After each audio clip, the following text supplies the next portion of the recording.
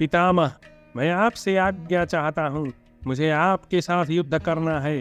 तात, इसके लिए आप मुझे आज्ञा और आशीर्वाद दोनों ही प्रदान करें। भीष्म जी बोले, पृथ्वीपते भरत कुलनंदन, महाराज युधिष्ठिर, यदि इस युद्ध के समय तुम इस प्रकार मेरे पास नहीं आते तो मैं तुम्हें पराजित होने के लिए शाप दे देता। पांडुनंदन पुत्र, अब मैं बहुत प्रसन्न हूं और तुम्हें आज्ञा देता हूं। तुम युद्ध करो और विजय प्राप्त करो। इसके सिवा और भी जो तुम्हारे अभिलाषा हो वह इस युद्ध भूमि में प्राप्त करो। पार्थ, वर मांगो, तुम मुझसे क्या चाहते हो? महाराज, ऐसी स्थिति में तुम्हारी पराजय नहीं होगी। महाराज, पुरुष अर्थ का दास है, अर्थ किसी का दास नहीं है। यह सच्ची बात है। मैं कौरवों के द्वारा अर्थ से बंधा हुआ हूँ। गुरुनंदन, इसलिए आज मैं तुम्हारे सामने नपुंसक के समान वचन बोलता हूँ।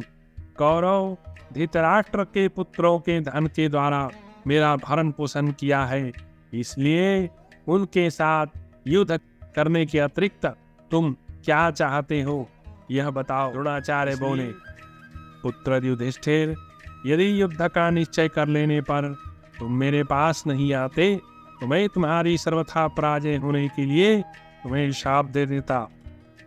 निष्पाप युधिष्ठिर, मैं तुम पर बहुत प्रसन्न हूँ।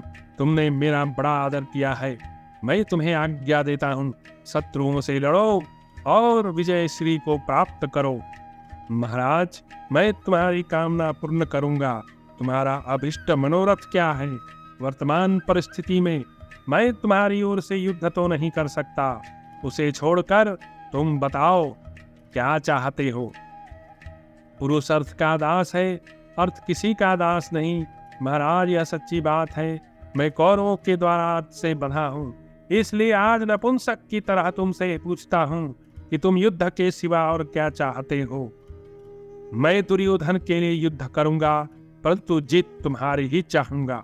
से कहा, निष्पाप गुरुदेव, मैं पाप रहित रहकर आपके साथ युद्ध कर सकूं, इसके लिए आपकी अनुमति चाहता हूं। आपका आदेश पाकर मैं समस्त शत्रुओं को संग्राम में जीत सकता हूं। कृपाचार्य बोले, महाराज, यदि युद्ध का निश्चय कर लेने पर तुम मेरे पास नहीं आते तो मैं सर्वथा तुम्हारी पराजय होने के लिए तुम्हें शाप दे देता। पुरुष अर्थ का दास है, अर्थ किसी का दास नहीं। महाराज, यह सच्ची बात है। मैं कौरवों के द्वारा अर्थ से बंधा हुआ हूँ। महाराज, मैं निश्चय कर चुका हूँ कि मुझे उन्हीं के लिए युद्ध करना है। अतः तुमसे नपुंसक की तरह पूछ रहा हूँ कि तुम युद्ध संबंधी सहयोग को छोड़कर मुझसे क्या चाहते हो?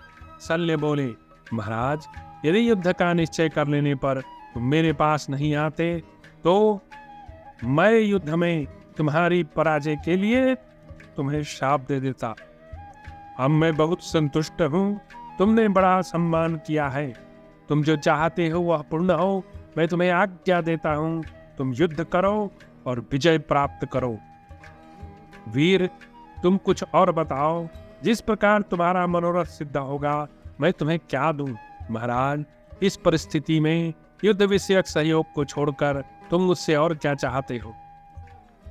पुरुष अर्थ का दास है, अर्थ किसी का दास नहीं। महाराज, यह सच्ची बात है। कौरवों के द्वारा मैं अर्थ से बंधा हुआ हूँ, इसलिए मैं तुमसे नपुंसक की भांति कह रहा हूँ। बताओ, तुम युद्ध विषयक सहयोग के सिवा और क्या चाहते हो? मेरे भांजे, मैं तुम्हारा अभिष्ट मनोरथ पूर्ण करूंगा।